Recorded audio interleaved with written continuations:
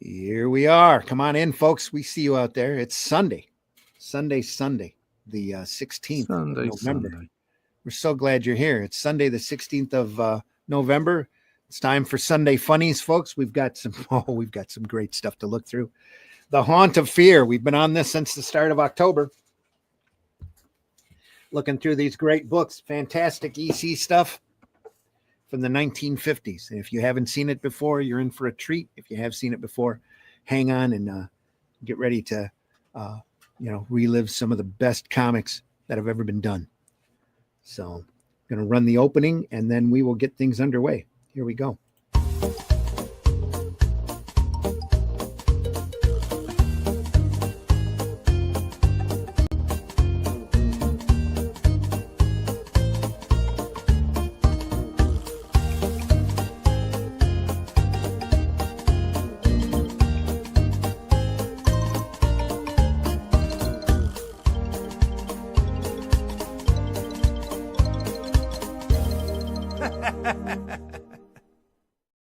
It's probably time to redo both of those openings, but come on in, folks. We're so glad you're here.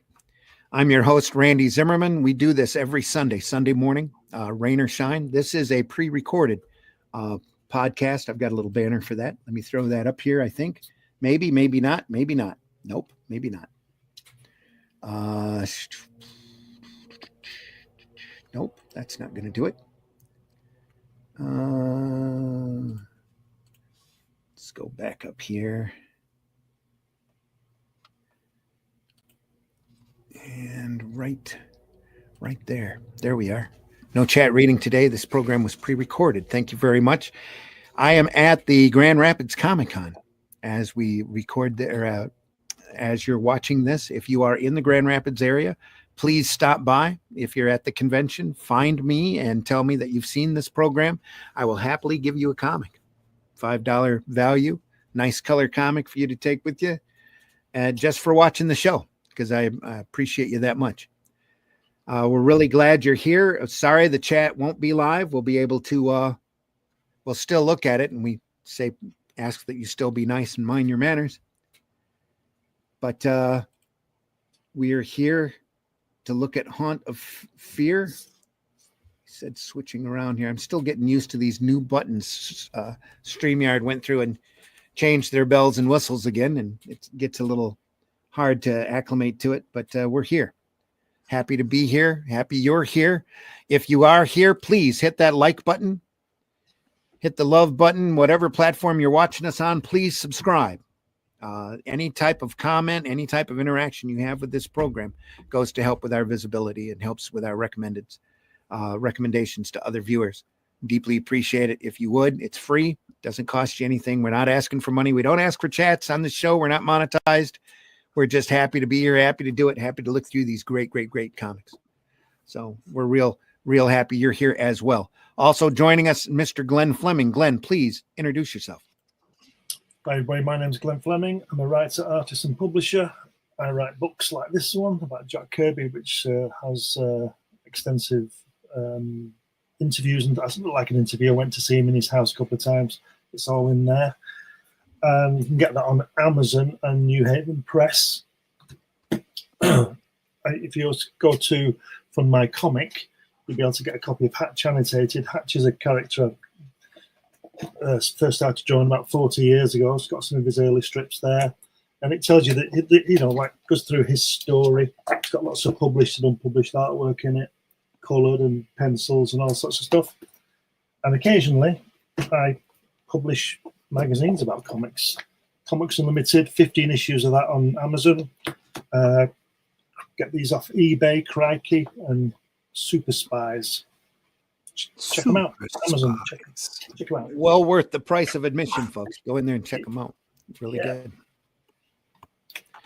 Also joining us this morning, Mr. Russ Leach. Russ, please introduce yourself. Hi there, my name is Russ Leach. I am the artist on the Atlantean, comic book artist out of the UK. And if you want to find out more about my work, go to russleach.com and sign up for the email list. We've got issue 4 underway, and it's looking really good. So check out the email list by going to russleach.com. All right. And the Atlantean is based off of the Shadow Kingdom. That is a classic story by Robert E. Howard. I adapted it, and Russ drew it. We took the main characters from that public domain story and continue them on into the Atlantean, and we're building our own little universe around Cull and Brule and that time period. Great sword and sorcery stuff. We're very proud of the work that we've done. 3 volumes are available. The 3rd volume should be available for retail here within the next couple of weeks. The first 2 are already up there, as well as a great hardback version of the Shadow Kingdom. Shadow Kingdom's available in a number of different formats. You can get it in black and white in the same format as you find the Atlantean if you want to keep your collection in the same format. Plus, there's a wonderful digest version of it available over at Amazon, Barnes & Noble. Please pick it up and read it. It is a very faithful adaptation. I'm extremely proud of it, proud of our work on the Atlantean in general, and hope that you get a chance to read it and enjoy it. But today we're looking at the Haunt of Fear, and that's going to take me a second to move my camera because I forgot to do it while we were introducing everybody else. We are looking at the Russ Cockrum Haunt of Fears. That were Russ Cockrum collected it all together off of the originals that MC Gaines had in a vault back in the 80s. Put them all out in wonderful hardback and black and white hardback format in a beautiful slipcase cover. If you ever get a chance to buy them, I can't recommend them to you highly enough. You'll have to probably pay a little bit of a premium for them, but they are well worth the cost. There are a number of different, every EC title during that period has their own box set. As you can see by the advertisement in the back of the book. Everything from Weird Science to Mad, and then all of the new trend books as well have that, and it's all the top notch talent of the day, the best of the best, working on at EC Comics. They paid extremely well, and he was able to glean the cream of the talent during that time. Let me redo my name here. There we go. You'll be able to see that. We are on volume 4 of a 5-book set. Each book collects between 4 and 6 issues. This covers issues 18 through 22. You can tell I've had the book out in the sun for a little while. It's got a little suntan there on the spine.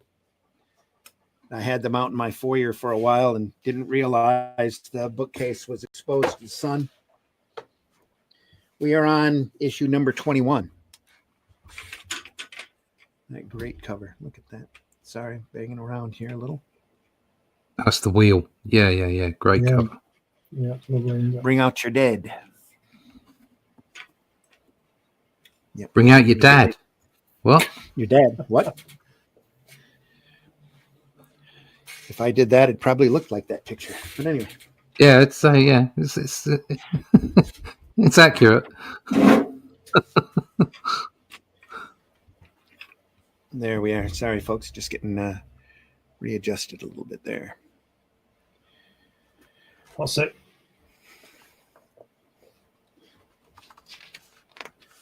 Fantastic work. If you haven't seen the EC horror titles, you've definitely missed out on a lot of the best in sequential art. Just absolutely incredible work. I'm going to hide that. There we go. Move the camera up just a little. I think it's still back a little far. There we go. There. Covers were recolored by the original colorist, Marie Severin. Genius. For these volumes. Yes, genius. Great little It's ad great. for Mad. It's great when you get paid again, isn't it? For the same job. Yeah. Can you imagine that? You do this again for me? But I've done that. Yeah, I know. I'm going to pay you. This time I'm going to pay you more. I used to get produce a magazine called Undercover in the early 90s and Coronation Street. You've heard of that, Russ? Oh yeah. I've heard of Coronation Street. Yeah. No, I've heard of Coronation Street. I worked on the original magazine, and I used to get royalty checks for sales. Shit, no. It was fantastic. I'd get like 600 quid a month, you know. Good Lord, mate. What a deal that was. Yeah, fantastic. And that was on top of me designing and co-writing it as well. That's just, I've been done. Yeah. Multiple times. I thought they'd paid me ahead of time when I got the first one. Really? Oh, God. I said, oh, no, that's what did they pay? About 2-3 months behind from from the publication date? Yeah. Yeah. After all the money was collected? Yeah. I do get royalty checks, but not many. And they're not very big. Not nearly as big as that, that's for sure. No. Like to be able to go to McDonald's on my royalty checks. Back then, that would have been $1,000 a month. Exactly. This is 600 quid in 1994. Yeah. So those were the days. Those were the days, mate. The Off-Color Air by Ghastly Graham Ingalls. The old witch as an artist. Ingalls, again, master of the brush, master of mood, and the noir necessary for horror. Really the inspiration for a lot of people that came after him. Wrightson and Kelly Jones. Sam Keith. You see a lot of modern sequential artists' work in this work. This is the inspiration that he pulled from, or they pulled from. Very wordy again, aren't they? All the 50s comics were, yeah. They expected to be read. No TV or MTV. To be read. Yeah. So the attention span was longer, and that people were looking for different versions of entertainment, and one of those was comics. After World War II, during World War II, that was one of the few means of entertainment for servicemen. They carry comics in their backpacks. That's why, and how Wonder Woman became as big and successful as she did. And then after the war, they kept wanting to read comics. And when MC Gaines inherited EC Comics, he decided to start doing comics that he wanted to read. And so they grew up for a very short period of time. They got a very adult and through horror and crime and science fiction comics, and triggered the Comic Code Authority. Wortham and Congress came in and talked about how comics were evil and leading to juvenile delinquency, and just like that, literally evil rock and roll. Triggered. Yeah, literally triggered. Triggered. Inspired whole slews of comic book burnings that the communities would all get together and take their comics from their kids and burn them. Yeah, nothing authoritarian about that, is there? No. Not at all. Nothing cultish about that, everybody. Really burning the inspiration books. For Fahrenheit 451. Didn't they used to do that in Berlin in 1932? Yeah, there's another set of people that would like to censor you. Yes. Yep. Yeah. So true.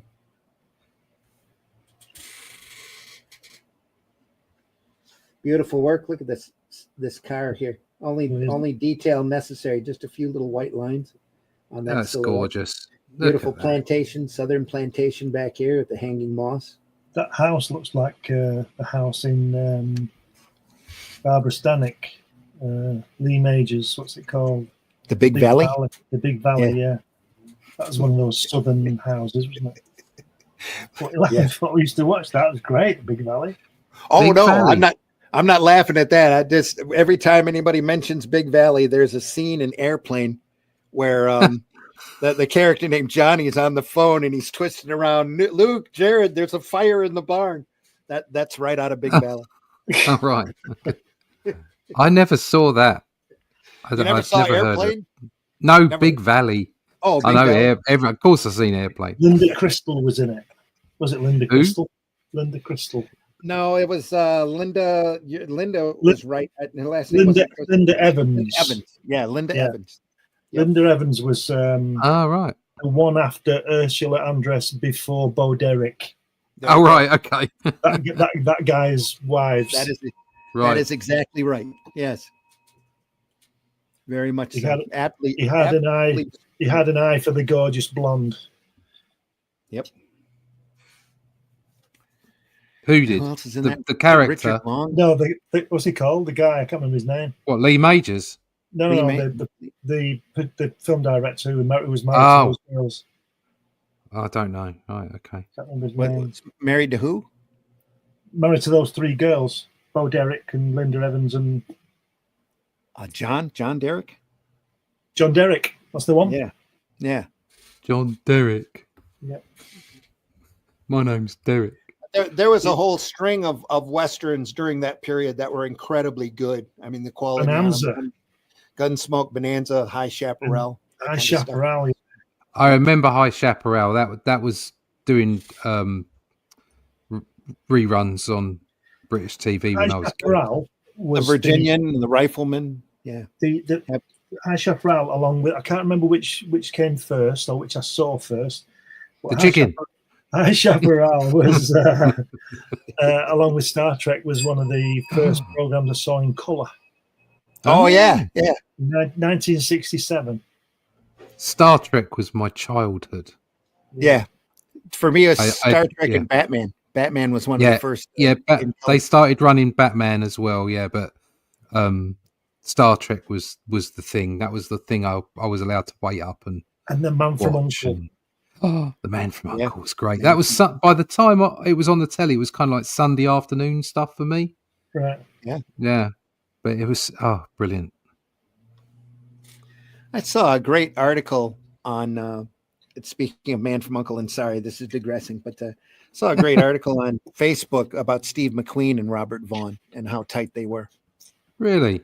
And that there was, and they met on the set of Magnificent Seven. And Oh. I would never draw that comparison until I read that article. But there was a time when Robert Vaughn had a huge medical emergency in his family. He couldn't even cover the bills because it was, it was just that big of a deal. And McQueen came in and just quietly covered everything Really? on him. Wow. Yeah, because they were that tight, and he was They were that tight. Yeah. Yeah, and Steve McQueen was loaded, wasn't he? He was like Oh yeah. the thing for quite some time, wasn't he? It wasn't just like a year or two. He was the star for years and years and years. Yep. And if you haven't seen, what is it, Wanted, Dead or Alive? That is a TV series Western that McQueen did. That it's just, the first year on that is amazing. And then it got really formulaic real fast. I think it only lasted maybe 3 seasons at most, but he went through and learned how to use. He had a particular weapon that was like a sawed-off shotgun called a mule's leg that he'd have on his hip. That's because it used to kick like a mule's head. I'm sure that's what it on was. the recoil. Yeah. Recoil was used to kick like a mule. Yeah. But you watch an episode of that, and he knows that weapon just so well. He's able to just slap it onto the side of his thigh and hit the holster. It's just amazing to sit Sounds and like watch a guy I him. know. A couple of movies you've watched. Steve McQueen Anyway. tried to convince the director on The Great Escape that he could get over that fence. Really? But he wasn't allowed. He did some of the jumping, as you can see, but he doesn't Right. do the one where he fails because No. they wouldn't cover the insurance. But he said, I can get over that fence. Yeah. And I believe him from what I've read about it. Yeah. It's But just that's like not in the Cruise. script, mate. Yeah. You don't get away. That's right. Yeah. It's just like Tom Cruise. He's the same way. He does all those. Yeah. Much of that. Yeah, I have to say, I've found myself liking Tom Cruise more as I've gotten older. Yeah. He has to go through a whole series of insurance waivers before they'll let him do anything like that. But back to the story. Here we go. Wow, look at that Woohoo! background lighting on that second panel onto the porch there. Isn't that great? Yeah. Gosh, that's just so It's good. all feathering by a brush here, or maybe a very loose-tipped quill pen. I just love how black it is. So Yeah. just scratchings here. You know, the depth of the inks, and I don't know what they've done. It can't have been like that when he inked it. What do you mean? But it can't have been that black. Oh yeah. You know, they must have added something to it in the process of printing it. No, I'm sure he turned in the pages just like this, all solid. Really? Oh, I yeah. would think so. Yeah. These are shot right off of the originals. Don't forget, they used Wow. to use real stuff then, Rust, instead of all this. Oh, yeah. It's not the crap I'm using. all the watered down stuff now. You know. No computers, all by hand too.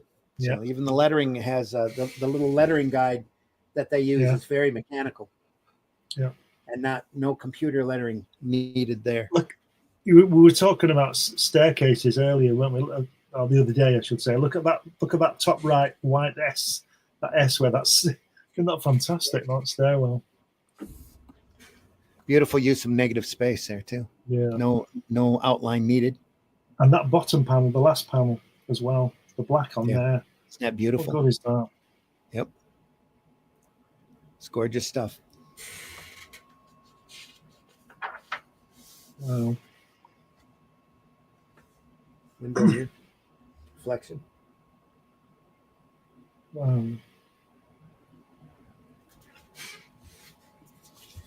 Ingalls is definitely drawing two up though, isn't he? Look at those strokes. Yeah. Yep. Look at that last panel there, that girl's face. Yeah. Wow. It's beautiful. Again, just a little light feathering here. There's no zip screens. This is all line work laid in by hand. All the backgrounds, brush work or thin pen. With the hair here as well. That's how I learned to ink hair.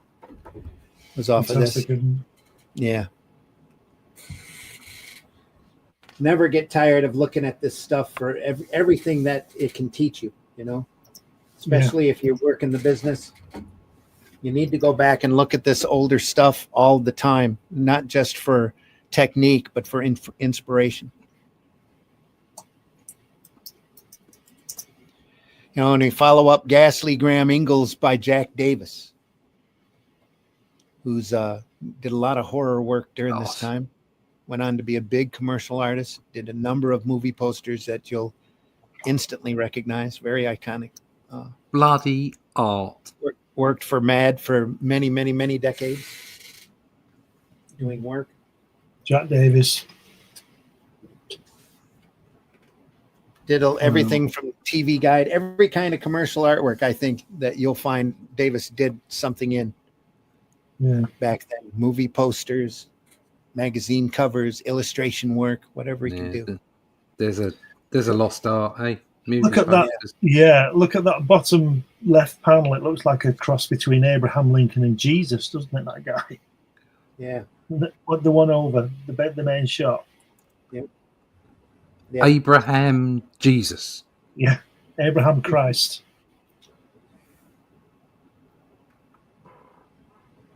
Wow. It's being experimented on.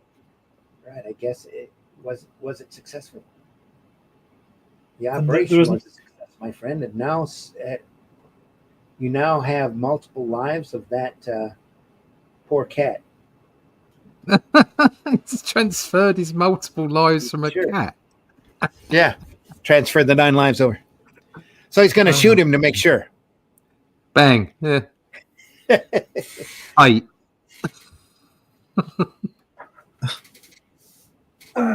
Right through him. Wake again. So he turns into a daredevil. There he goes. It'll kill him for sure. The fool. The fool. Crazy idiot. This time he's gone too far.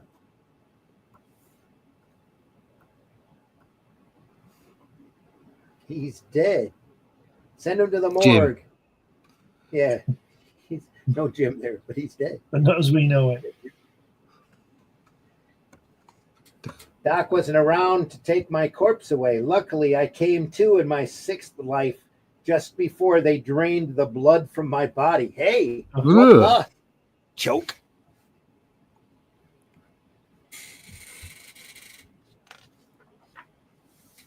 At least he's keeping count.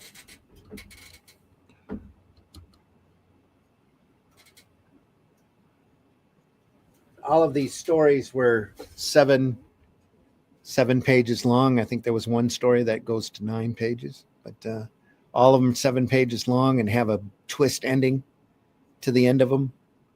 And the narrator here always has a bookend front introduction and an out epilogue to it. Go ahead, Glenn. Genius of storytelling. Yes. On the first page, last panel, where you don't see the violence, but you can see the violence. And someone in the left, by stabbing him. Yeah. Yeah, exactly. Yeah, you can. It's visceral. It's hideous, but you can't actually see the stab. You can't see the gore. Yeah. No, it's very well done. The last the coffin. It's the last time he can die, and gasp, expect to return. This is my 8th life, gasp. When I revive, gasp, I will be on my 9th life, my last life, my final eternal death at its end, gasp. But I'm rich now, thanks to that poor cat lying dead on the table next to me. That he's on his 9th life, but they buried him. So you forgot the cat's life. Oh my good Lord, that cat, it died once. It only got 8 lives from it. Only 8. No, let me out of here. That's choke why he choked, coughed, Doc laughed. Yag. So he's been down there for over an hour, folks. This oxygen is gone by now. Hey, Ed, did you hear something? A faint scream? Huh? Must have been a cat you heard, Phil. He says. So, and that's my Yelp yarn fiends. Ulrich counted his 9 lives very carefully. Trouble is, he only had 8 to play with. Poor pussy used up 1 when they dug up Ulrich at the end of the 3 hours. He was dead. All right, for good, too. Now I'll turn you back to the old witch for more meows. And listen, here's a tip. Make like you're reading her column. If you don't, you may Angora. You may Angora.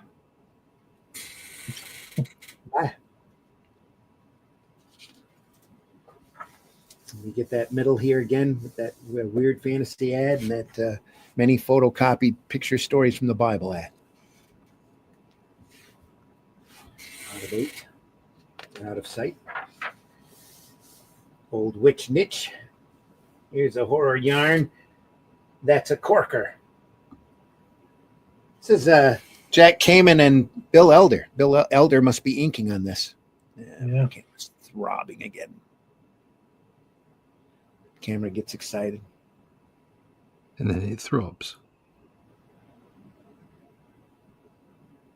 There we go. Bill Elder, mainly known for his work on Mad Magazine, did a lot of inking work here for EC for a while until he started working full-time on Mad. Did that for about a decade or so. Went on to be a big commercial artist as well, just like Jack Davis.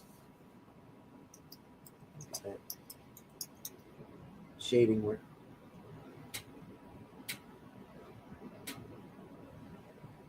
Yeah, you can see the Elder in this. It's amazing to see the two of them together.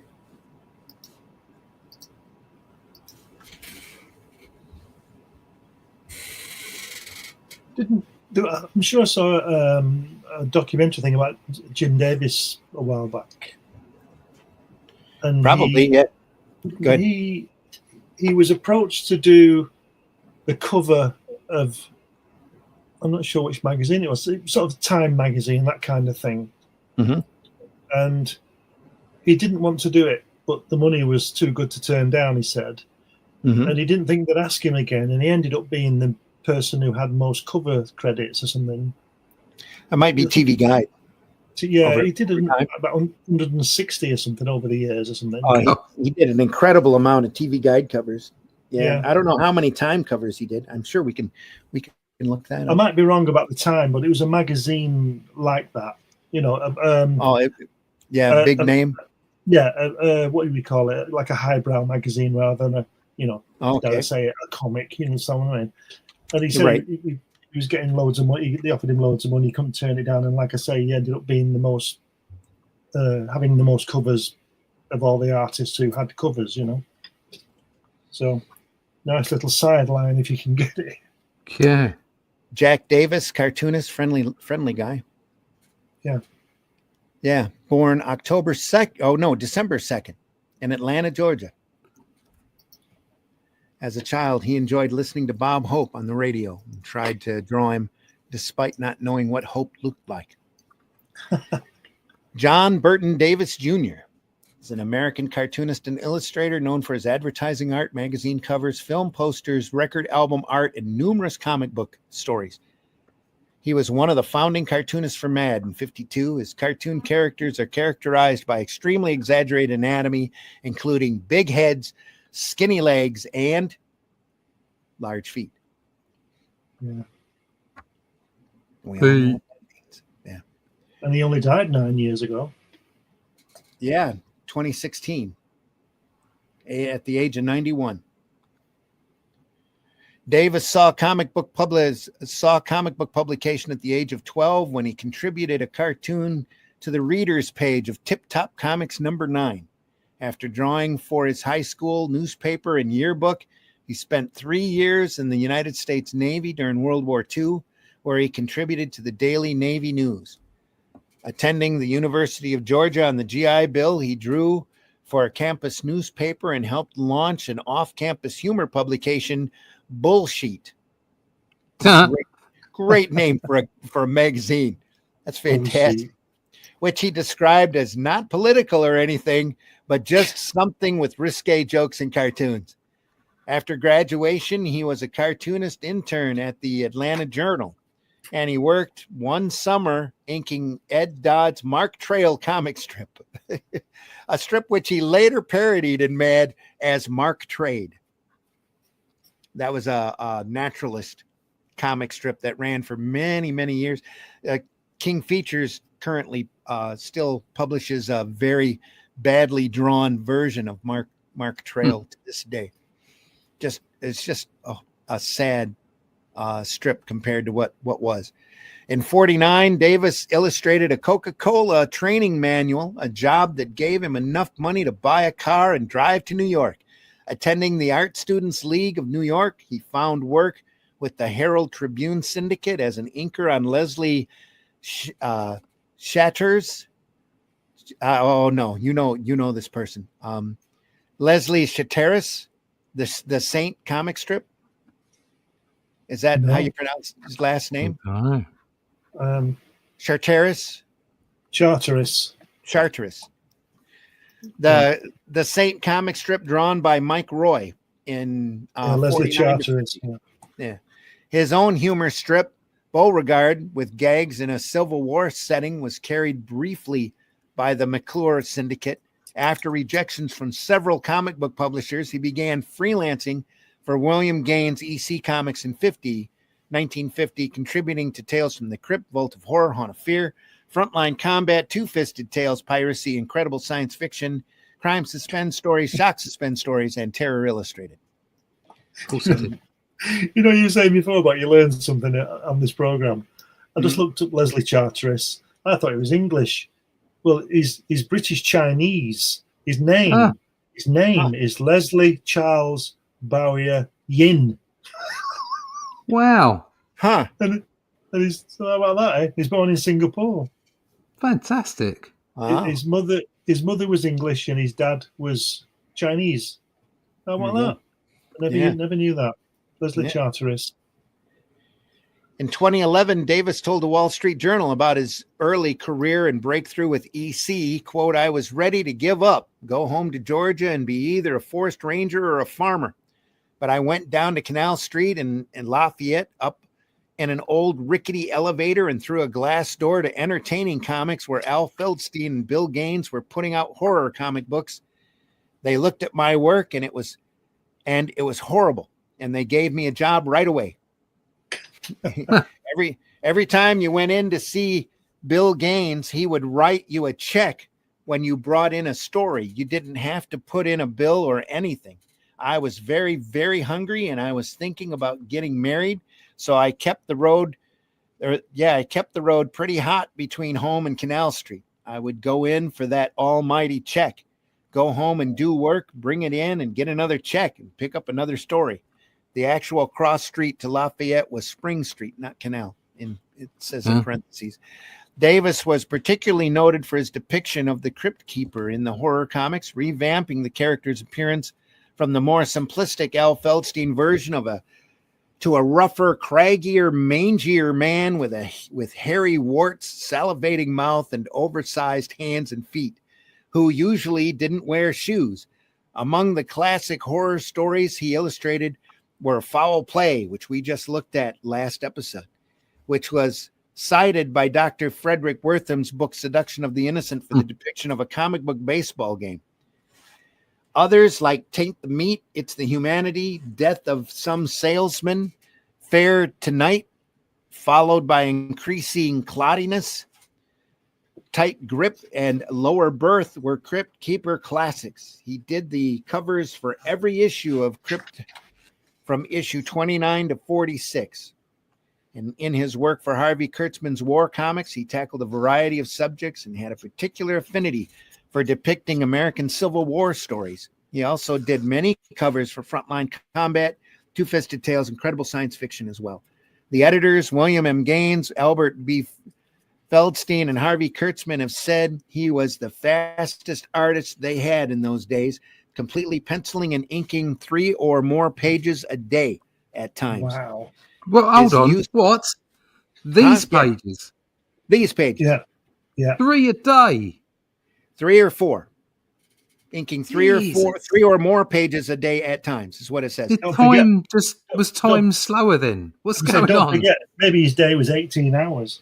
Yeah, there is that. Yeah. Yeah. But I bet it wasn't. Should be back here looking at this work here while we're talking about him. Yeah. Fantastic. Just classic stuff. Time. His use of the brush to create depth and mood was unique and memorable. His wrinkled clothing, scratchy lines, and multi-layered layouts were so popular in the 50s that other artists at rival companies began copying the style. Notably, Howard Nostrand and Harvey's horror comics. In the late 50s, Davis drew Western stories for Atlas Comics. His 1963 work on the Rawhide Kid, issues 33 through 35, was his last for non-humor comic books. His style of wild, free-flowing brushwork and wacky characters made him a perfect choice when Harvey Kurtzman launched Mad as a zany, satirical EC comic in 52. He appeared in most of the first 30 issues of Mad, all 12 issues of Panic, and even some work in Cracked. Davis contributed to other Kurtzman magazines like Trump, Humbug, and Help, eventually expanding into illustrations for record jackets, movie posters, books, and magazines, including Time and TV Guide.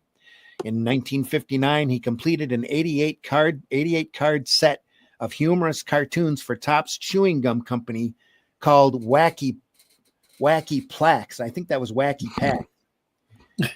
Also a 66 card monster themed set called You'll Die Laughing, and a 66 card set of Funny Valentine cards in 1960.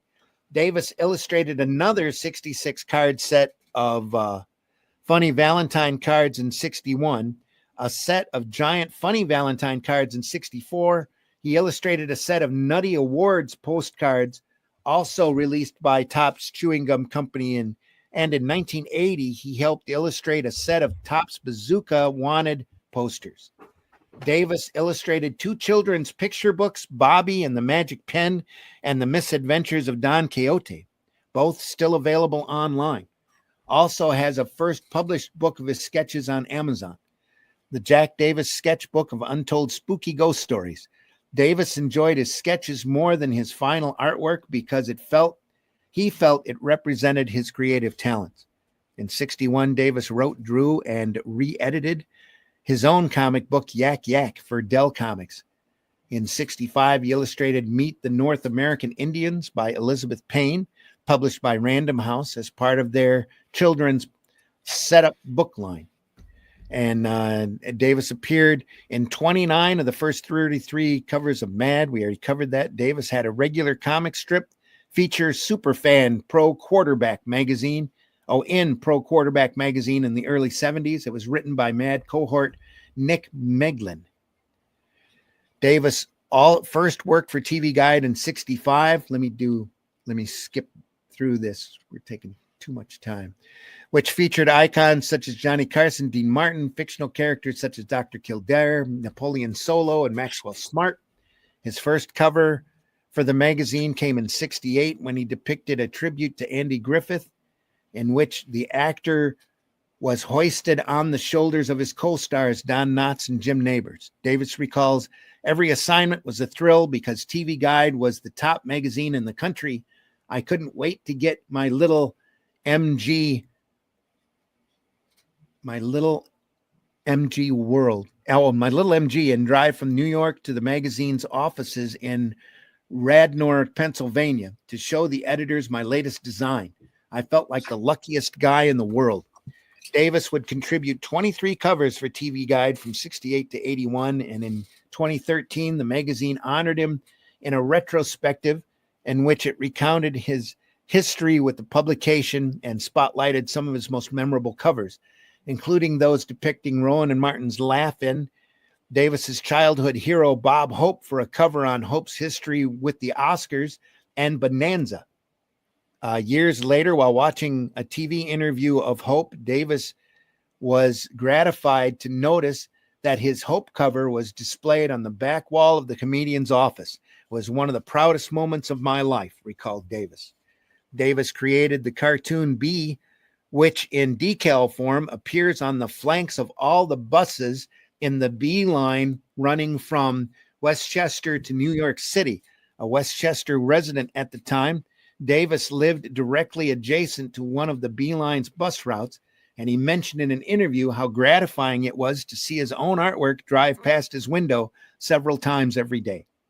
Similar synchronicity happened when Mad moved to 1700 Broadway, where the magazine's fifth-floor production department was next to a wall 3 feet away that had previously been the location of an immense Davis cartoon for a bank advertisement that towered 6 stories over 53rd Street.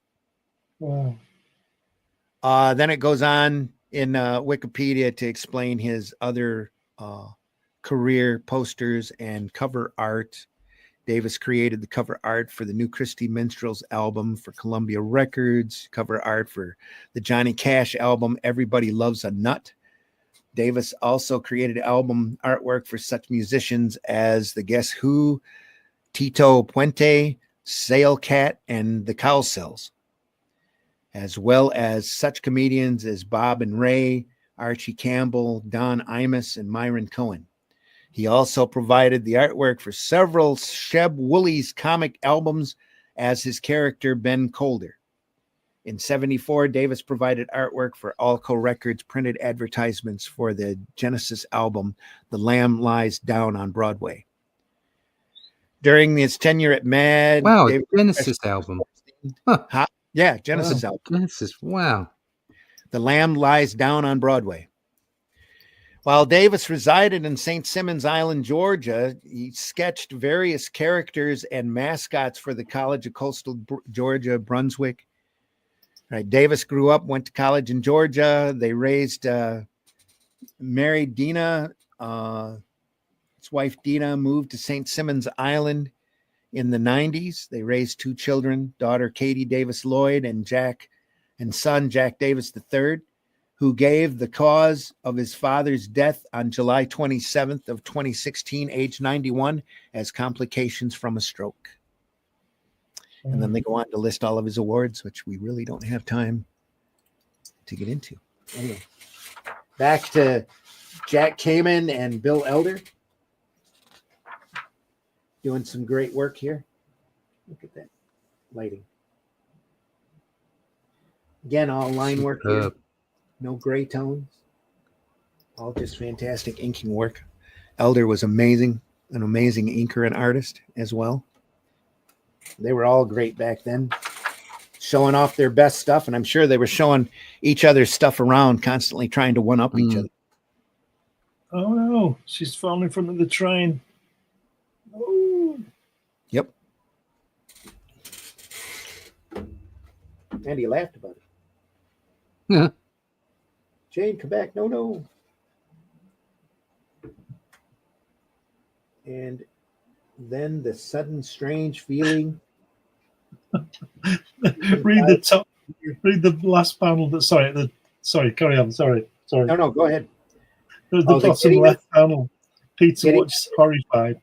And delight bursting out in laughter, and the beginning of an idiotic, evil enjoyment that would only end in boredom and the uncorking once again.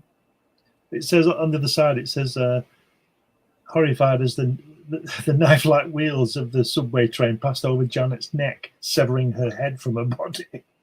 Lovely.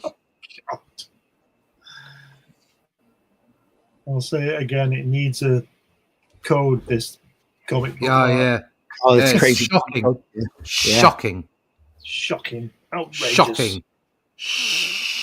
Shocking. And we finished this issue out with The Vault of Horror, The High Cost of Dying by George Evans. Wow. Again, another amazing artist. Yeah. This is all hatch work here, all line work. You can see Bernie Wrightson looking at this stuff, can't you?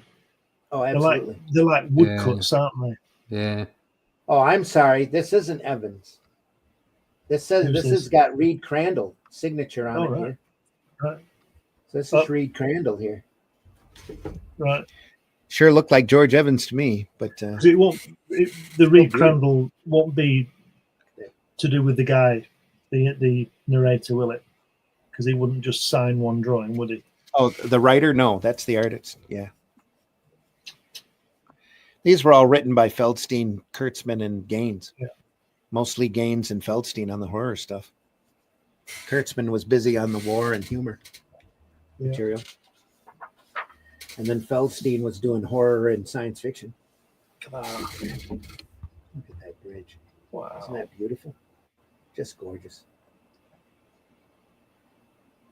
Yeah. Crandall again, another great artist, went on to do a ton of magazine illustration and book illustration work. Yeah. It's right up there with his ink work. I think it's right up there with Frazetta's ink work. Just beautifully done. Got a fantastic shadow on that top left panel. It's on the right hand page where look, that one there, yeah. Come out the shadow that's cast. Fabulous. Yeah, it is.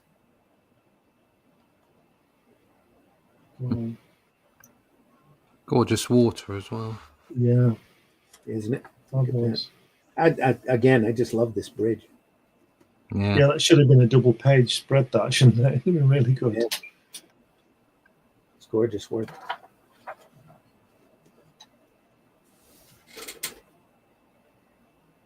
Lighting on that body. Copper looks like he's got a U-bend section on his head. Yeah. Nigel U-bend. That's the one.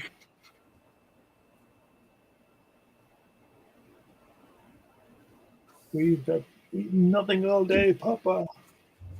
Well, I've got this stupid Rip Van Winkle hat on. Eat that.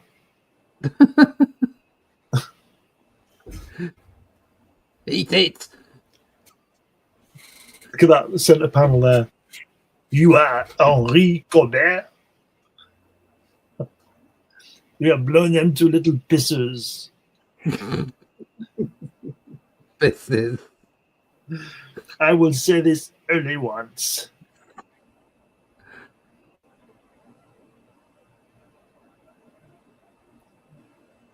Oh Lord. Oh Lordy. Medical students will especially welcome her body. So I suggest no. you raise the money, monsieur, quickly. Bury her. I choke, I cannot. I've tried, I can't even buy food for the children. Sturdy You girl don't- still, isn't she? In death? Yeah, don't be a fool. Said Corbett. Take her to the conservatory yourself tonight. Line your own pockets with the 75 francs at least. You will be able to feed your children. Knowing what they will do to Suzette, sobbed, how can I? She is dead, monsieur. She will never know. Good evening. Till tomorrow, then. Till tomorrow. Oh dear. I think of the children. Marie. Oh yeah, that's the cover. He's taking her body to the Yeah. university for experimentation. Good. How much do you want? You always pay 75 francs. Oh, so now he starts collecting bodies?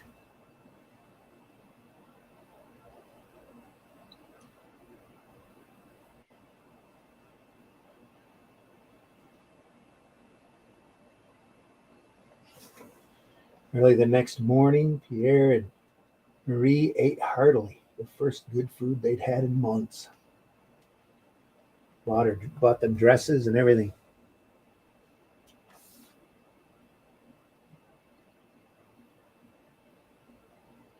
Said she wanted to be buried on a beautiful day. Goodbye, Mama. Goodbye, Suzette. That moment, Crêpe Suzette.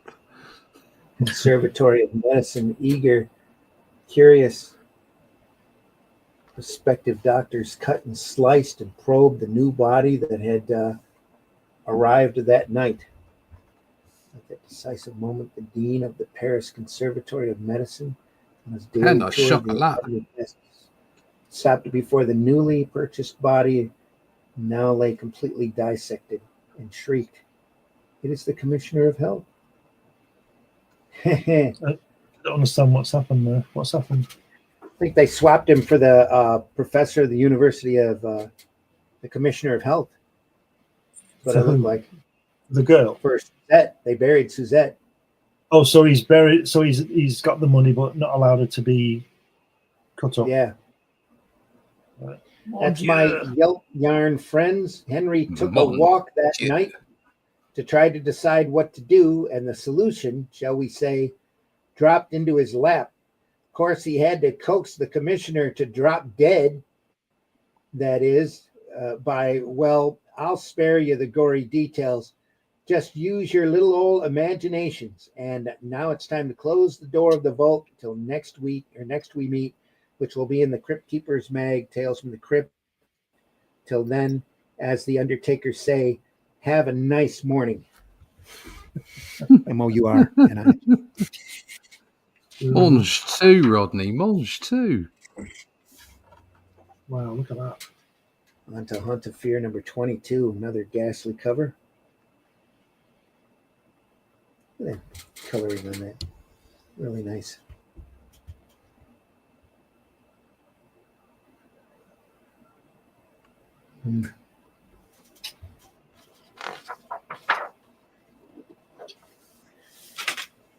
Another great ad here by is that Davis? Oh, again. Yeah, I'm sorry. Knocking. It's camera. Yeah, blame it on the camera. That's I just can't get the staff.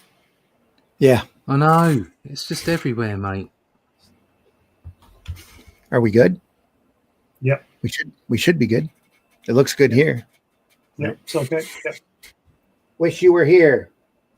Another ghastly story. Ghastly. Looks like a car made out of body parts, faces, heads for wheels. This old witch, this little ghoulish thing driving it. crazy.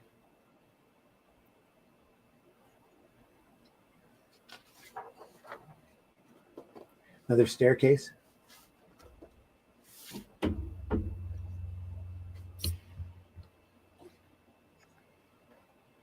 Wow.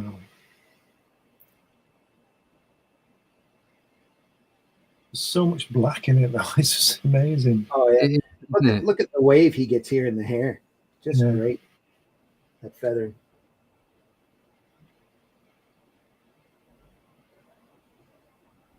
Wow.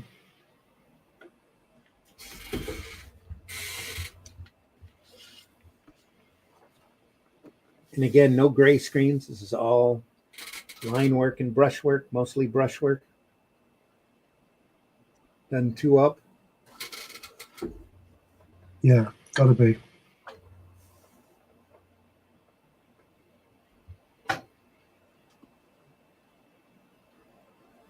Little bit of thin white paint here on this flask. Just fantastic. Oh, this is a retelling of the monkey's paw, isn't it? Looks like it, yeah. You know that story. Don't wish for him to come back. Yeah.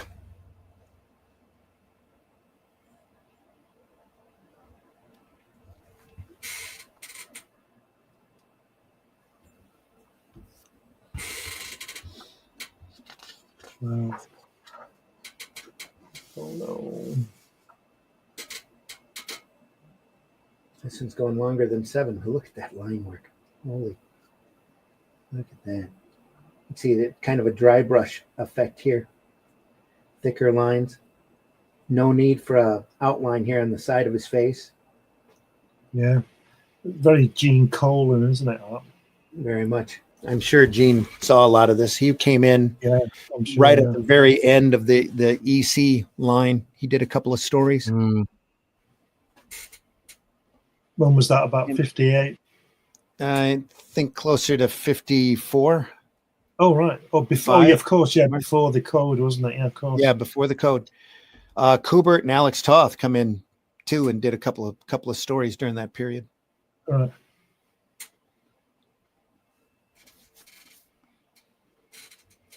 Wow. So she wished for him to come back as he was just before the accident, and he was actually dead at the time because he had a heart attack. Yeah. Oh no. Enid, you wished me alive. You shouldn't have. Why didn't you leave me well enough alone? Oh, Lord, the pain. What is it, Jason? What's wrong? You wished me alive, and I am alive, only I've been embalmed already. Oh. I have no blood. My veins, arteries are filled with formaldehyde. Oh, God. Imagine that. Oh, She's a pain, this woman, isn't she? She keeps getting it wrong. yeah. Look at that panel. Yeah, it's lovely. No Isn't it? orders needed. And look at the bottom left, just underneath it, where the light's coming up from the floor on the coffin. Wow. Just phenomenal. Folks, that's really why we like looking at all of this stuff, is for these kind of techniques and angles and composition. Just phenomenal work.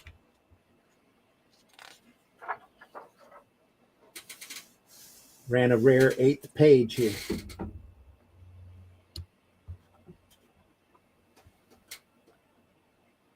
Oh dear. Stop the pain. The pain.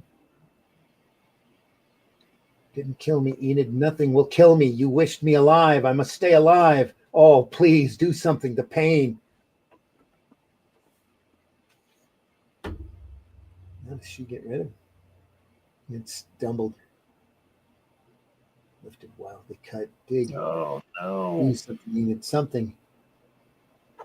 And even when Jason could no longer make a sound, when Enid's frantic hacking had reduced him to 1,000,000 severed sections, each section still moved and jerked and quivered with life.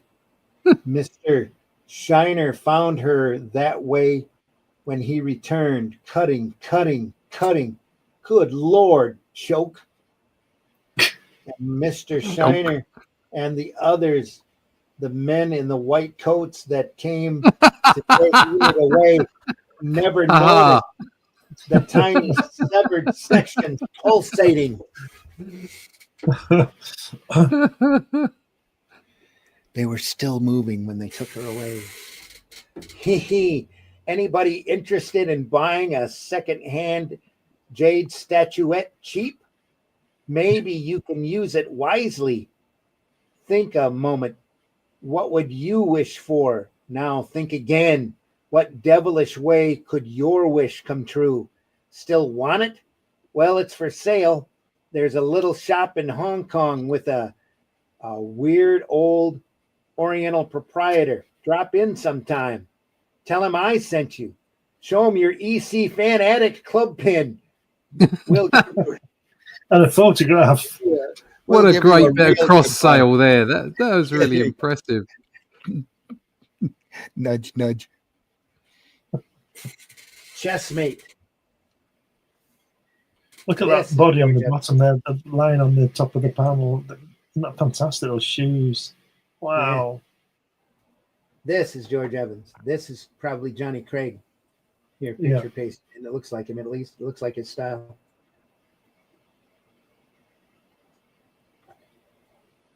Chessmate. Love the hat. Really stands out.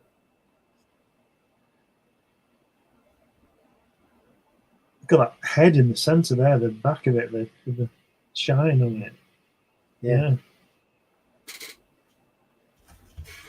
Again, another great artist. George Evans is really known for his work on biplane comics, World War or war comics. Went on to do a lot of work during and after this for DC Comics. I think he was on Enemy Ace, I think, after Kubert. Enemy Ace, I remember that. Baron von Richthofen. Yeah. Another great DC property that practically nobody pays any attention to. That's just beautiful. Gorgeous. They probably don't even know it's there, do they? Yeah, probably not. The incumbent, they won't have been down to the archive, will they? Yeah. Well, Gunn's been digging some obscure stuff up, so you never know. Yeah, a bit. He's a bit like the monkey paw story, though. Yeah. Oh, he's digging it up. Look at how they come back. Yeah. What's that guy called in Ghostbusters who died? Is it Raimi? The one with the glasses. Well, that guy. Harold Ramis.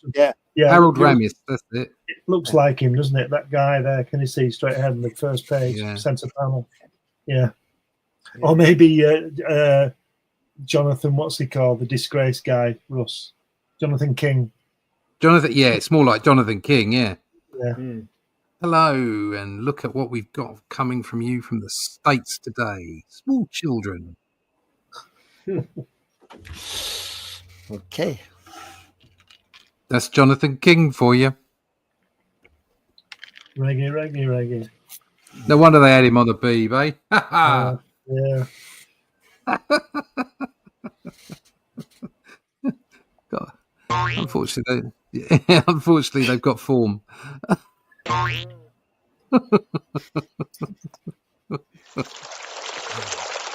Oh, no, not that sound. That's horrible. That sound. Yeah, that's all right. That's better. That's a bit more, it's a bit more acceptable. Look at this last panel here. Yeah, I'm going to draw his feet. There we go. That's fantastic. They didn't want to cut him off. It's like, I'll just finish this body up. But this guy, no. No, he doesn't get feet. No, this guy gets feet.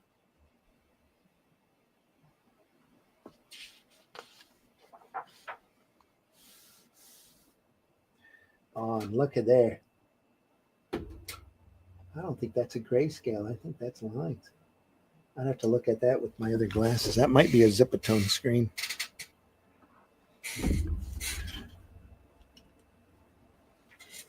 Probably is, because I think there's a zip screen here in the next one.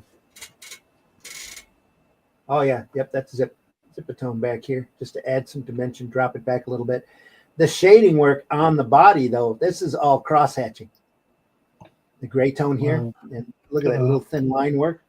Just phenomenal stuff. Brushwork. Wow. Yeah. Great stuff. Look at that. You know, you were just showing that cross hatching. Look at the guy in the distance. Look at the jacket, the arm on that jacket. Where I'm the same. That one, yeah, that guy. Yeah. Look at the arm on that. It's fantastic, isn't it? Not just that, but look at the way he drops these figures back. Real solid here, a little bit thinner here, very thin here, back to a gray tone. Just showing fields just beautifully. Well, if you just go back a page, he does it. I meant to comment on it. The way he does it, just go back a page. That one, bottom where your left hand is, bottom left panel. Bottom left. Look at the way the only black is on the guy. The rest of it all in got light. You know, it's not. And the other main character's hair. Yeah, you know, just a touch. Fantastic, isn't it? Even the tie back here is line work to drop it back some, so you get away from the solids. Yeah. Obviously, the main focus is on that guy and his hat.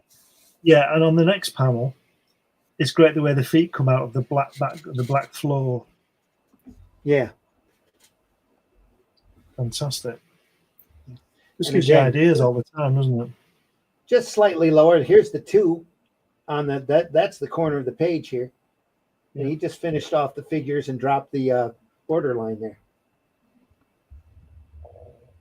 I'm not sure if he didn't put those in himself, these lines, because they're thinner. Before, they would always have thick panel borders. Yeah, they used to spoil it. Nice line here, yeah. And he's using it very sparingly. Along here, there's no bottom panel at all, or bottom panel border. There's no panel borders on this whole page. Again, the last panel, whole panel is gorgeous. Yeah, but the last panel as well. The very last panel is come out of it. Brilliant. That would really open the artwork up, though. You know, it would make it breathe a little bit more. Very much an artistic choice. Look at this guy here, half covered in shadows. And look at the last panel where the eyes are lighting up under the shade of the hat. Yeah, here. Yeah. Yeah.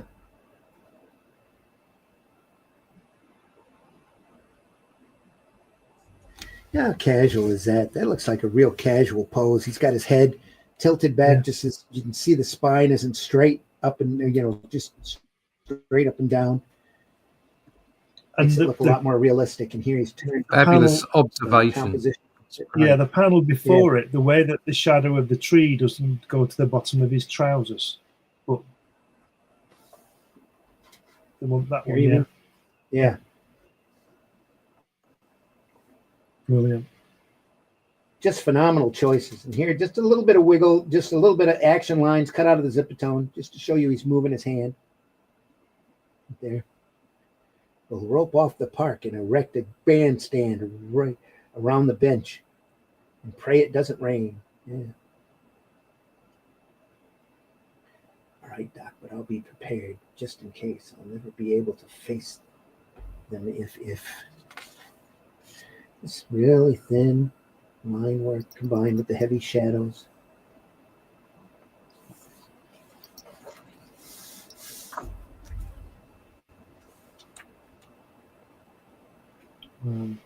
Oh, look at that sequence. That's a beautiful, that bottom tier. It moves on its own. Yeah, all his gestures are real, aren't they? Yeah. Yeah. The whole stance is his understanding of anatomy is phenomenal. Very relaxed.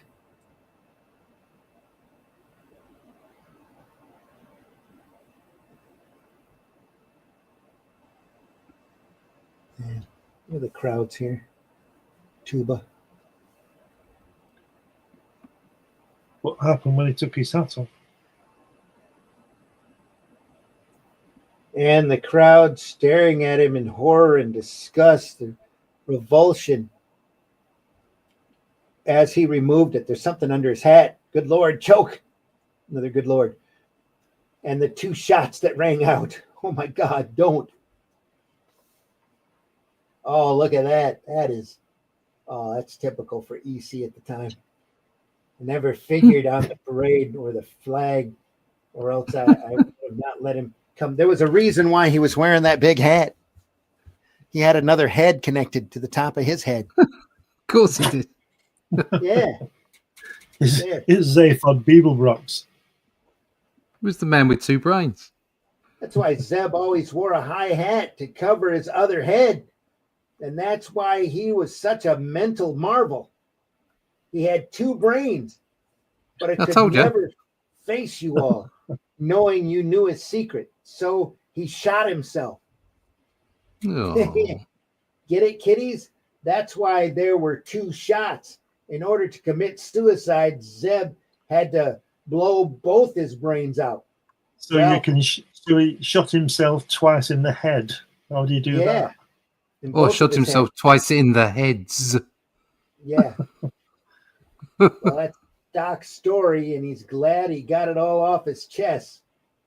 Of course, we still can't sleep at night with a Knight. He keeps looking at Zeb lying in the gutter with the 2 neat queen holes in his heads.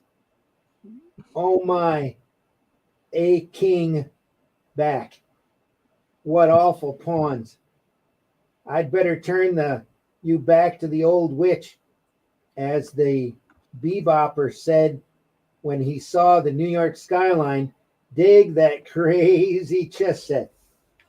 I just realised something on the previous page. The bottom 2 panels are the same panel. They just put a split in it. Yeah, so that just the whole tier moves. Yeah. Along with your eyes, the scene switches. Yeah. Here, and then you get to see the whole crowd as your eyes go across it. Just genius work, really. Sequential work. Here we are, Weird Fantasy again. That little text piece and the picture stories from the Bible right at the middle of the book. Grim Fairy Tale by Jack Kamen with Howdy Doody. Snow White and the 7 Dwarfs. Instead of a mirror, mirror on the wall, it's that evil TV set. Talking to her. I used to think you were, sweetie, but now Snow White has got you beat. Yep. Pair of rabbit ears that are literally rabbit ears.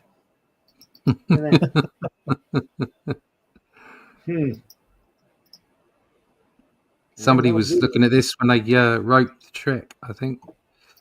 Yeah.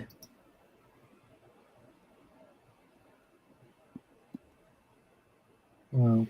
Nobody cramps my style around this joint. Nobody. Here, boy, deliver this eraser notice to the Royal Axeman and make it snappy.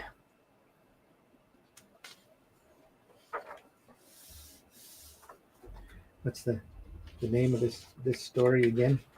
It's got to do with an axe, I'll bet. Something. Oh, Snow White and the 7 Dwarfs. Okay. Look at the cartooniness he's getting into here. Great falls again. Fun doing this. Yeah. He's sweeping Wise, this stuff under the panel. Look at that. That's hilarious. And he's standing on the panel border here. And he's sweeping it under the panel border rug. Oh, look at that. Cartoony creatures. Whisper, whisper, I love you. Blue. Mirror, mirror on the wall. Now who's fairest of them all? Snow White, lady. She's still clicking. Soft-hearted axeman went and turned chicken. Did you chop off her head? Answer me. Such a question. Of course, I know my job. I'm a 20-ear man. Yeah. My magic mirror set with the synchro lock rectifying Tourette tuner told me Snow White is still fairest. So she looks good even without a head. So sue me. Liar, These liar. last few stories, just the artwork is just phenomenal. Yeah. And the stories are particularly a little more gruesome than usual. I mean, that the foul play one a few issues back was pretty bad, but these are getting pretty gory. Yeah. Look at the second page, the center, the way that cloak sweeps on the girl. Yeah. Isn't that just wonderful? Through a toilet. Yeah. Cool. Isn't it fantastic, that? This will be the neatest trick of the week. Tell you no lies. A miserable little novel. G.I. Bill, no doubt. I'll open this miserable little door. Crash.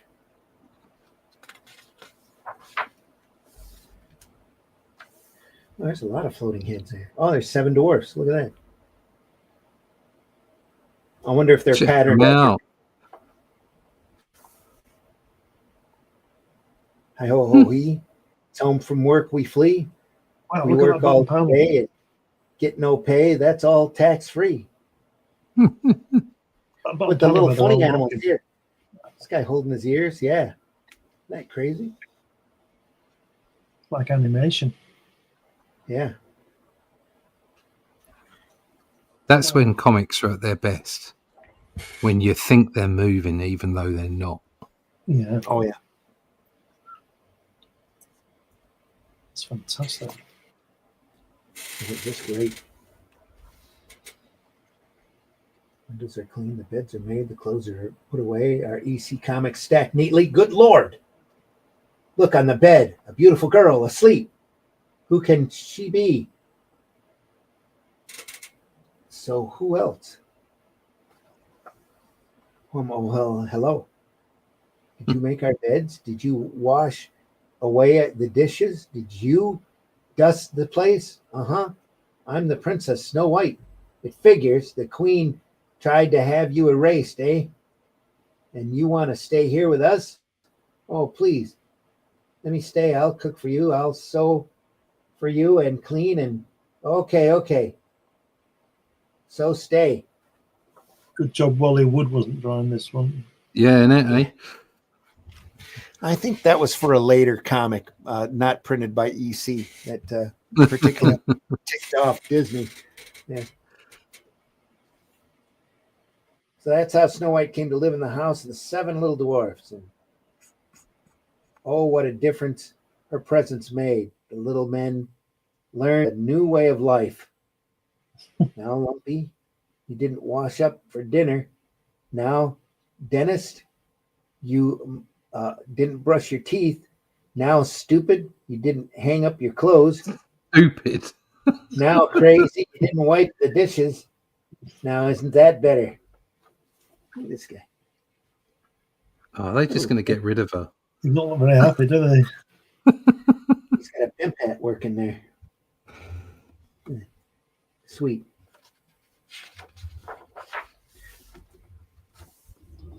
Yeah, you nailed it. Poison down. You're actually disguised as the witch. So it was us. Quick, guys, put your socks on the floor again. That was a poisoned apple, you foolish, foolish girl. And then she dead? Yep. Come on, fellers. So the little 7 dwarf, the 7 little dwarfs stormed back into their spotless little house and proceeded to turn it into a miserable hovel again. Well, thank goodness. We're finally rid of her. Ever see such a fiend for neatness? Now we can be comfortable once more. The end. And we finish the issue off with another Jack Davis model nephew.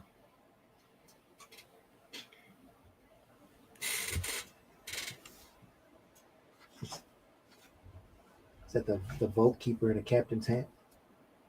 Look at the Yeah, just looking at that. Beautiful, Work isn't it. it? Yeah, down to solid.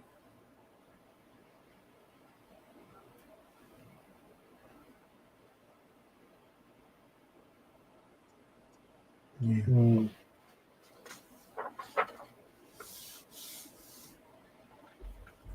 Cross hatching again.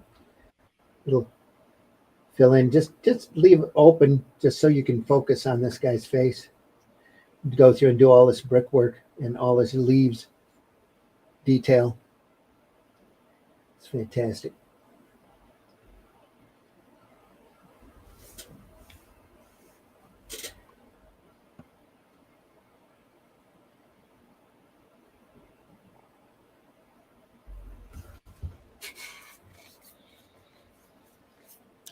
It's great stuff. It's fantastic, isn't it?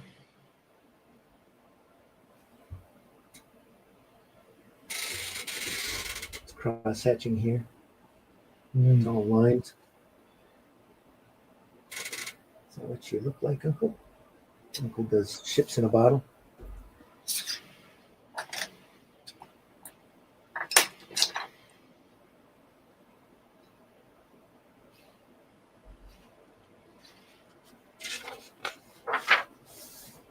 Oh, look at that. Huh. Wow. Wow. Look at the work on that wooden floor. Fantastic, isn't it?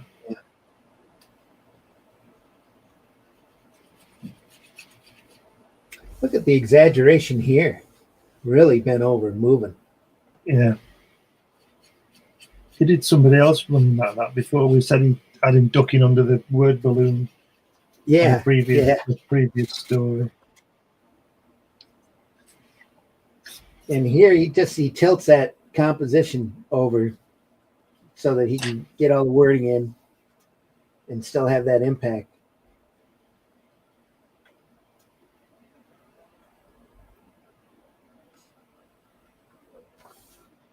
So I reached out to me and I inhaled the foulness of his aura, the putrid reek of his fetter, and then Aftershave. the light above us falls upon his face. Choke, Uncle. And there was probably something there. They ended up whiting out at the bottom of that balloon. Yeah. Might have been another good lord. Squaff on. The fog closes in about me, first gray, then black, and I slip into the merciful escape of unconsciousness, falling into the rotted, brine-impregnated pier boards. They're rotted, brine-impregnated pier boards.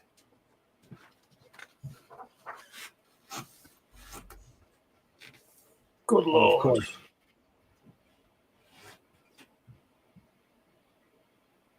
Of course, he's on a ship.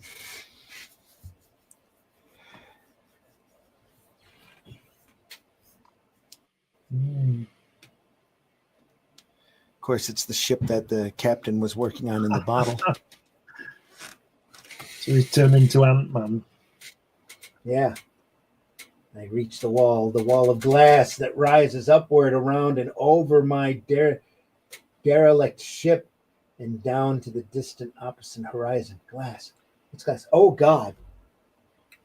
I stare out of my bottle prison at the distant coffin looming in the dawn light filtering through the mausoleum window, and I see the still damp captain's uniform draped upon it, still damp from the fog of the night before, and I know that I am doomed to spend eternity on the decks of this sham vessel, this ship in a bottle, forever locked inside its maker's breer. Choke. Choke. Well, idiots, what about Corks Up, CW's morbid mess mag for this issue? Oh, that about Corks Up. Is that OW's? Morbid mess mag for this issue. We'll all see you next on My Humble Horror edition of Tales from the Crypt. In the meantime, if you want to meet more fiends like yourself, correspond with other creeps, wear pins and patches, carry identification cards, frame certificates, and generally act the fool, then join the EC Addict Fan Club, the EC Fan Addict Club. If you want to remain reasonably sane, don't do it. Bye now. Wow. Look at that. On the cover, their annual Tales of Terror. 128 spine tingling pages. I have never seen this book. This EC, I've never seen it at a convention or anything. This is some of the comic companies would do that. They do a large reprint book for Christmas for a gift comic, just to get another quarter out of people, out of reprints. But you've got them, haven't you? You've got that. Well, you've got them. Oh, that all the stories are all in these EC volumes. Yeah. Yeah. These are just reprint books. Fawcett Comics used to do that a lot. Every Christmas they'd do gift comics. That was 300 pages of previous printed Fawcett material. All their characters all in one book. Really big. That was a 50 cents or $1, something like that. I was right about the other story. It says there, "Wish You Here." It was based on the Monkey's Paw. I'm sure. Yeah. They borrowed from everything that they could during that time. And that's it, folks. That's the 4th volume of the EC Library from Russ Cockrum, hardback, issues 18 through 22, volume 4. Haunt of Fear. Wow. Fantastic. We have one more volume to go. Do we want to cover that or just wait until next October? No. We want to cover it. We don't want to wait until next October. No. No. No. Somebody might boil it. Oh, we're getting a little interference there at the bottom of that camera. Somebody might boil it. Yeah. Yeah. Boil it. I might boil it. I shall say this only once. Boil it. Wow, my camera seems to want to break up here. There we are. Wow. More Haunt of Fear next week then, folks. And the chat will be live. We will be live. Look at that. I'm getting a lot of interference there on that camera line. And here I supposedly swapped my router out for better internet. Go figure. Anyway. Folks, we deeply appreciate you stopping by. We'll get into the 5th and final volume of the Haunt of Fear next week. That'll be covering issues 23 through 28. So we'll get to that then. Look at that beautiful cover. Another ghastly cover. It's phenomenal stuff, folks. We'll be here next week with that. Chat will be live. We'll be live. We're sorry the chat wasn't live today. I am currently at the Grand Rapids Con this weekend. If you want to swing by, if you're in the area around Grand Rapids, Michigan, stop by, say hello. I'll give you a free Arrow comic in color, copy of Hero Bot Zero, or maybe even Only Death Can Save Us. Woohoo.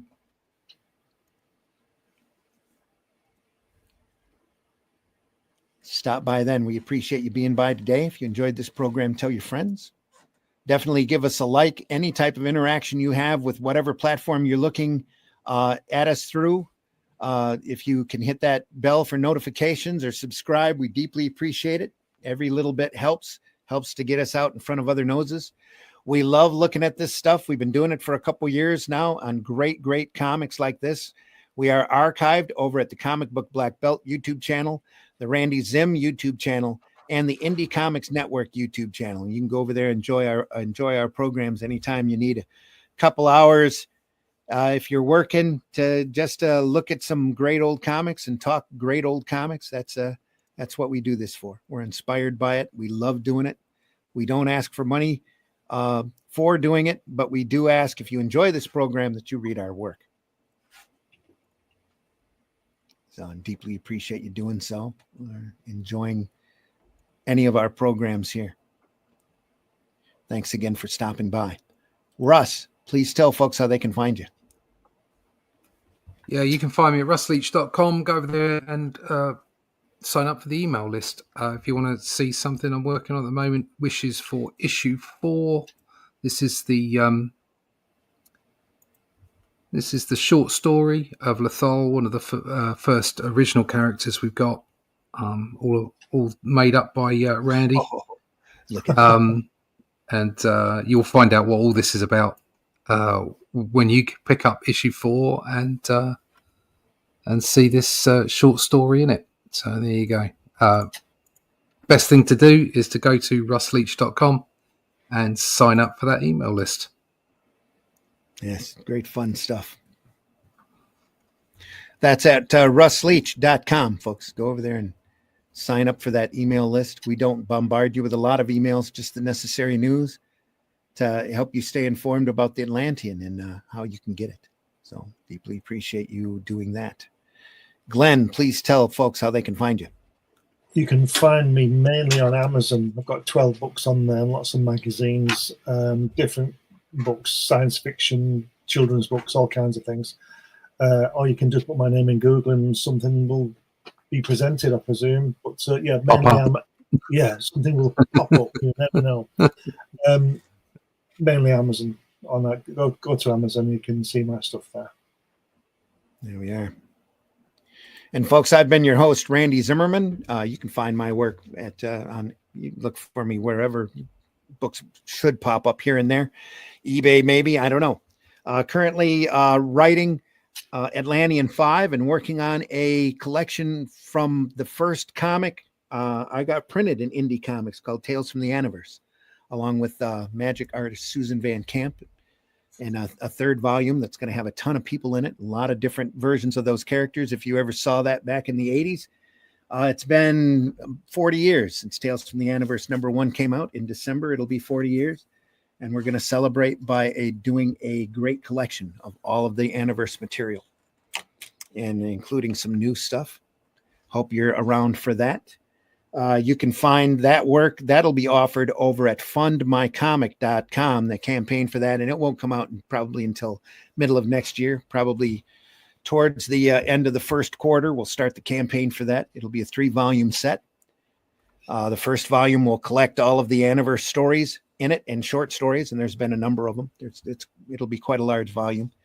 And then the second volume will be Susan's Varsel's Vixens material that, she's very proud of, that she worked on herself. That'll have a freshly painted cover by Sue and new material inside, also in production work that Sue did of Sue's work. And then the third volume will be a collection of all of the production art and fan art that we had, including a couple of proposals, a movie proposal and a Turtles crossover that never came to be, and as well as a lot of other notes about Aniverse. Just about everything that we can think of that is Aniverse related will be in those books. Looking forward to doing that set.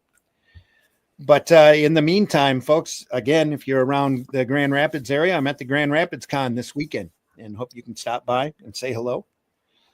I'll have copies of all of the Atlanteans over there, except number 4 won't be there, but that's in production.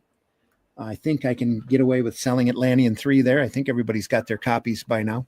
Oh yeah, we can sell. It's going to be out on Amazon end of the month. As well as I've got a few, not very many, but a few copies of this amazing collection that's got Shadow Kingdom and the first 2 Atlanteans in it. Look at that cover. I love that cover. I had absolutely nothing to do with this cover, but I love it. Fantastic. So proud of it. And again, thank you so much for stopping by. Go visit your local retailer. If you're looking for great sequential artwork, go visit your local retailer. Look at those boxes that very few people might look at closest to the floor or whatever. You'd be amazed at how great the comic book, the sequential artwork that you will find there, and hopefully pleasantly surprised. Comics also make great gifts for the holiday season. There are some fantastic reprint books out there that are very affordable. A lot of them are very self-contained as well. You do have to be careful with some of the Marvel and DC books of the continuity that go all over the place. It's easy when you buy them an anime series because every book is numbered and the series is in order. But with the Marvel and DC books, they go all over the place unless you get a very large collection of that work. There's also a lot of great independent works out there like Bone and ElfQuest and things that make fantastic holiday gifts for folks that might not necessarily read comics, but would be entertained by them if only they took that opportunity to read them. So we hope that you do that. If you've got a favorite comic that we haven't looked at yet, something that you think that we need to take a look at, drop us a line, drop a comment off at any place, any of the platforms you watch us at that'll allow you to do comments. Let us know what we should be looking at, and we will definitely take it under consideration. So for future episodes. And there's a lot of stuff coming up. I want to do some Vaughn Baudet, some Daniel Torres, maybe some probably some Carlos Esquera eventually as well. Well, we've done Carlos in the past. Done a lot of Alex Toth. We've done a lot of EC work, a lot of Kirby work. There's still all of Kirby's Fourth World work to go through. There's some great. We need to do Cam Kennedy as well. Yes, we do. Carlos Esquera. The Apocalypse War. Absolutely. It's yeah. There you go. Lovely work. Yeah. Oh, fantastic stuff. We looked through Stainless Steel Rat not too long ago. Yeah, brilliant stuff. Just fantastic work. Folks, again, thanks so much for stopping by. We're going to be back here next Sunday at 9 a.m. for Eastern time for some more Haunt of Fear. Some more great EC comics and your comments as well. And we do this twice a week. We also have a show on Friday at 5 a.m. Eastern time, where we look at more comics. Next Friday, I have no idea what we're going to look at, but it's going to be great. So we just looked at Kirby's Challengers of the Unknown. We spent all of October going through Kirby's giant monster stories that were fantastic. We are archived, and I don't know if I've mentioned this on this show, but we are archived over at the Comic Book Black Belt YouTube channel, the Randy Zim YouTube channel, and the Indie Comics Network YouTube channel. And we welcome you to go in there. And we know the majority of our viewership comes after the fact, and we deeply appreciate you for being there. And we hope that you enjoy those programs. Let us know. Drop us a comment and hit that like button. It's free. It doesn't cost you anything except for a little press of the button. So, and it helps us out a lot more than you realize with our algorithm getting underneath other people's recommended lists. So thanks again for stopping by, folks. We're going to see you on the next one. Take care, everybody. Yep. We appreciate you being here again. Try to do and make this industry better than what you found it. You know, there's so much trolling and negativity, drama out there on those antisocial platforms, and comics. They're an entertainment platform, folks. You're supposed to be entertained by it, laugh, and escape your life for a while, not be reminded of it. So they go out there and do that. And especially lately in modern comics, superheroes were always a fantasy genre. They weren't meant to be realistic. They were meant to be fun and escapism. And we're not seeing enough of that out there at the moment. And I know DC's got some plans to do better. Marvel's got some plans to do better. I just saw an ad for a Thor Shazam crossover book that looked kind of interesting. They're trying to get back to where it is, but again, it's not going to be as good as the older stuff, the stuff that we look through. And there's so much of that greatness out there just waiting for you to discover that you need to go out there and take a look. I know how they could get back to former glory, these comic book companies. Good stories and good art. Yeah, it's pretty simple. Just quality. Yeah. Yeah. I think they'd get a lot of attention if they just go up there and fire everybody. I know 3 people who could do good work with Marvel and DC. There you go. Yeah, I do as well. Yeah. Absolutely. Folks, They again, ain't take care. employing me in a hurry, though. Yeah. Take care, everybody. Thanks a lot for being here. I think we just about got it. We just about got it covered, haven't we? I think so. Yeah. Anyway, yes. Sorry, Randy. Sorry. We can do it. We could run our own comic company as far as that goes. If only the distribution was better. Yeah. So if there was a way to be distributed, and by the way, we should mention that the Atlantean is available in Portuguese and Danish, and now soon in Russian. We're very proud of that. We're going to be we're looking for more opportunities to be out there and looked at in different translations. So if you have a comic company or know somebody that does in a language that's not Danish, Russian, or Spanish, Portuguese for Particularly Brazil, French, I would have to say. Yeah, French, I'd like Italian, to see French. love to be out there, folks. Let them know. Those the Atlanteans are all individual stories meant to be read and enjoyed individually or together as a group. There is a solid timeline to it, but everything is broken up by volume. You can enjoy each volume individually or in a run, and we'd deeply appreciate it if you did. Again, folks, take care. See you on the next one. Thanks so much for stopping by. Thanks again. We'll see you soon. Take care, everyone. Let's do that. Hi, y'all. It's time for Appalachian Word of the Day. The word of the day is chores. Hey, honey, don't grab that. It ain't chores.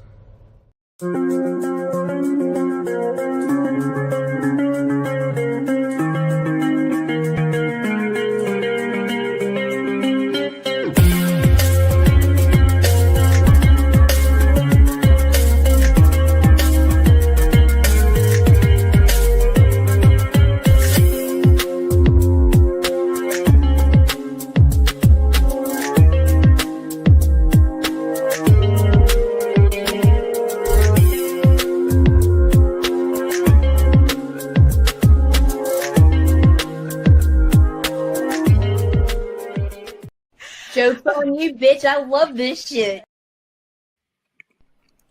Hey, everybody, we're all gonna get laid.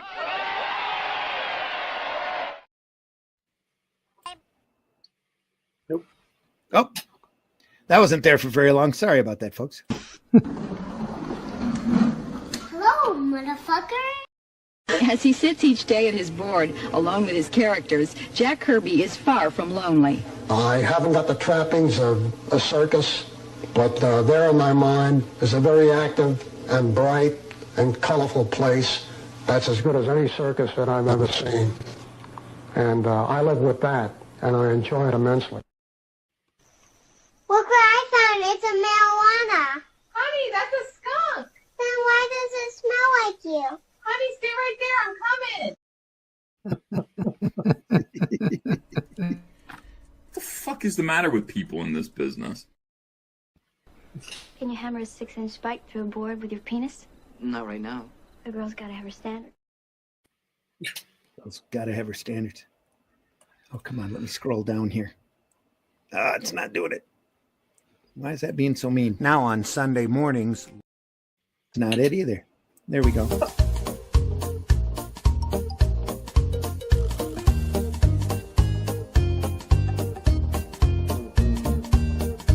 If you look at something and there's nothing there.